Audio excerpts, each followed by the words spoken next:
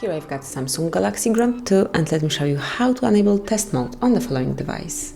So at first you have to open the phone dialer and then enter a secret code, which is *pound O *pound. And here we are, here we've got it. Now you can test your device, test the features. So at first let's check the display, so click on red, it's working correctly, green, blue. You can also check vibration. They are also working fine. Then, for example, let me pick receiver. It's working correctly as well. The speaker.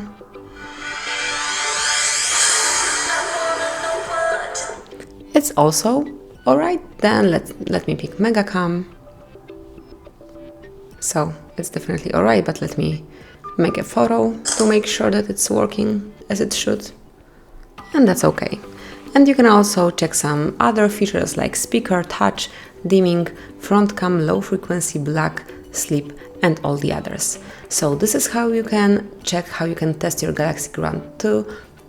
You can obviously go back just by tapping on the back tool, and that's it.